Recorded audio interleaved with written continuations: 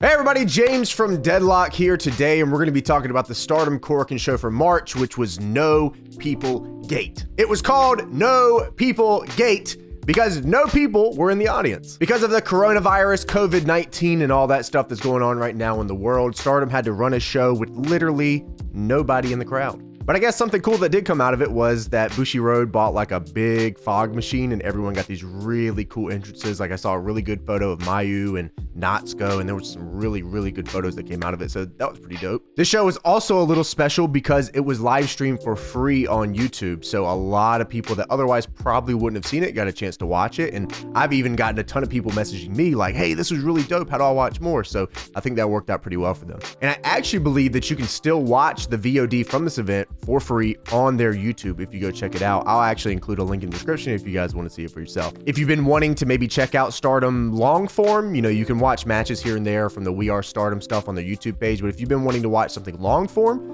this is probably the best one that you can watch right now, and like I said, it's free. If you want to see promos and English subtitles and things like that, you have to watch the version on Stardom World, but if you don't mind not seeing all that stuff, then like I said, the free version on YouTube. If you're a fan of Joshi Pro Wrestling and you want to hear me talk about more stuff, then I have a podcast that I run called Big Fight Field that you guys can check out. It's on Apple, Spotify, and anywhere else you can get a podcast. All you have to do is look for Big Fight Field, or you can probably just type in Joshi and you'll probably find it anyways. We kicked off No People Gate with a very special, and they called it this, special time change battle royale. Whew, I'm not too sure what this was. All I do know is that this might be the best wrestling match I've ever seen. So in this battle royale, you could be thrown over the top rope like you would usually expect, or you can be pinned. We kicked it off. We had Death Yama-san and Saya Iida going at it, and Saya Iida was probably the MVP of this match, if not the MVP of the entire show. We've talked about it a little bit in the past before, but I really truly think that 2020 is going to be a very big year for Saya Iida. I feel like Saya Iida is finally starting to come out of her shell a little bit. She's starting to really kind of discover who she is as a wrestler and everything going forward. And I think that 2020, like I said, I don't think there's anything that can stop her. And a little funny story about Death Yama-san, she might actually be the most over Stardom wrestler with people who do not watch Stardom. You guys know that the Stardom DLC Pack 2 just came out and Death Yama-san was included. And I ran a little tournament over on my personal YouTube channel, CM Pulse, and she ended up winning that tournament, and she's got her little taunts in the game, the Death Yama-san taunts and everything like that. And people loved that, and she was so over, and it was amazing. If you guys want to check out that tournament, like I said, that's on my personal YouTube channel, CM Pulse, and you can see Death Yama-san going crazy. So not only did this battle royale include Stardom wrestlers, it included some special entries, which is really dope. It included Mima Shimoda and even had Momoe Nakanishi in there, which was really dope. She was amazing. I would say that Momoe was the MVP of this battle royale, but it's really hard not to give that to Saya Iida. Saya Iida not only played herself in this battle royale, but she also came back in as Captain Stardom and as Super Strong Starlight Machine, which was just incredible. In the end, Super Strong Starlight Machine got the victory in this match, and she ends up facing Natsuko Tora immediately after this. Match number 2 was Super Strong Starlight Machine versus Natsuko Tora. So the match that was originally scheduled for this show was supposed to be Natsuko Tora versus Arisa Hoshiki for the white belt. But sadly, Arisa ended up waking up on the day of the event with a headache, and she was having some neck problems, so they ended up pulling the match. I definitely think this was the right call here to pull her from the show. It sucked because I want to see Arisa perform, but it seems like it might be a little more serious than at first assumed because Arisa's not in the Cinderella tournament either. And, you know, that's a big deal because she won last year and she's not in it this year. So it looks like the neck stuff might be a little bit more of an issue. I guess we'll wait and see what happens with that. But I hope that everything turns out okay with Arisa. She's one of my favorites, and I never want to see anyone get hurt like that, especially someone who is really showing out recently and just a really bad situation. So I hope that Arisa feels better. I hope that she comes back 100% and that she continues to kick some ass. Arisa actually had been feeling really down about this. She had been posting on her personal account and stuff like that she just hasn't stopped crying and stuff, and she's been feeling really bad. So some people in the community got together and sent her this really big tweet with these just really nice messages for her, and I thought that was really dope, and I thought it was cool. A guy that I had met while I was in Japan, we were at the Unlimited Dream Navigator concert, and the guy actually tweeted me, he DM'd me, and he said, hey, they're putting together this stuff, and he said, hey, if you want to include a message, you can, and I ended up having a chance to include a message in that tweet, which was just awesome. I thought it was really sweet that the community got together for Arisa and sent her that. So, like I said, I hope that Arisa, I hope this all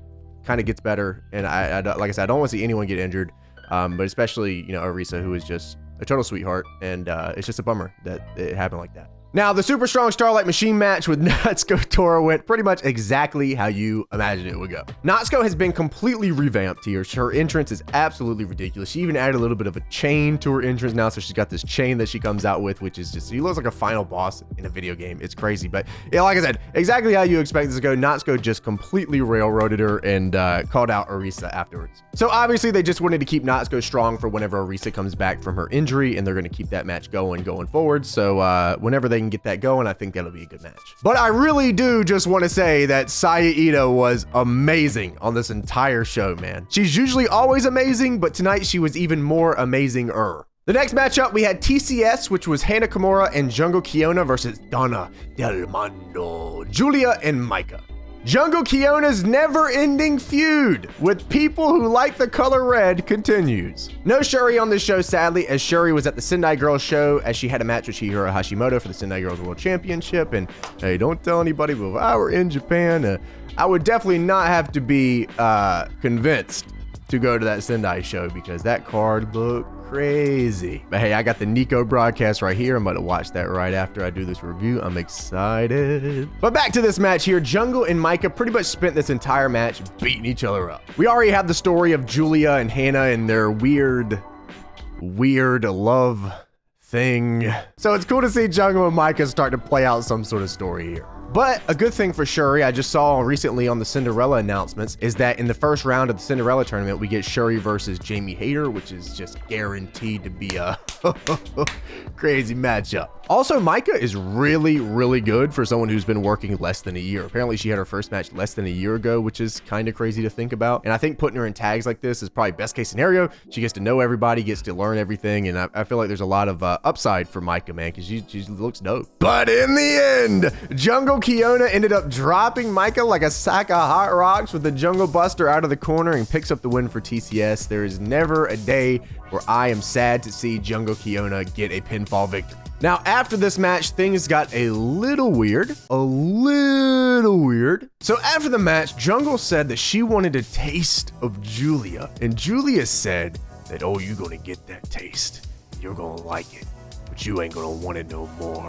All right, bro. You know, I said this before. This is just flat out horny bait, bro. This is just overtly horny. Julia is just overtly horny. You cannot convince me otherwise that this is not horny bait. Now we move on to the semi-main event, which saw Oedo Tai, which was Bea Priestley and Jamie Hayter versus Queen's Quest, Momo Watanabe, and Utami Hayashishita.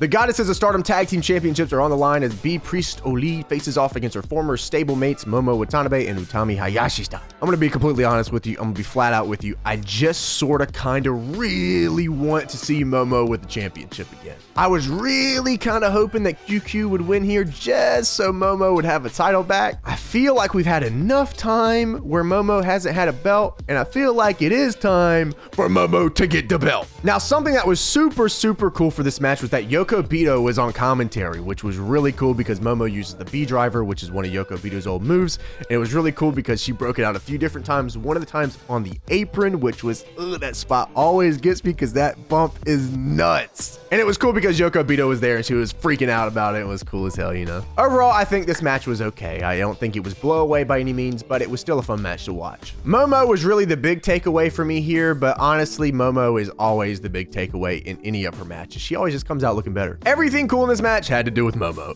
Thankfully, the Peach Sunrise is still protected, even though Mayu kicked out of it in the red belt match, but that's cool because that's, you know, that's Mayu. That's cool. In the end, Bea Priestley ended up pinning Momo with the Queen's Landing, which is cool because that move's still super protected, and then we had a little bit of stuff happen after the match. After the match, Tall Saya, who recently joined Queen's Quest, came out and said that she wanted to team with Utami while Momo is still in the ring. She said, I want to team with you, Utami, and face off against Bea Priestley and Jamie Hayter. I feel like Utami has like unlocked a cheat code or something here. Like she has the ultimate gamer cheat code. Until Utami gets pinned in a tag match, I feel like she can just keep switching out partners and keep going for the belts. I mean, just keeping it real, man. They're playing checkers and Utami's playing chess. And honestly, I could see Tall Saya and Utami winning the tag belts. I mean, why not? You know, like I feel like with the way the belts are set up right now, I mean, Jamie has the SWA belt. I feel like there was like a 50-50 shot with Natsuko and Arisa of Natsuko just being the white belt champion there.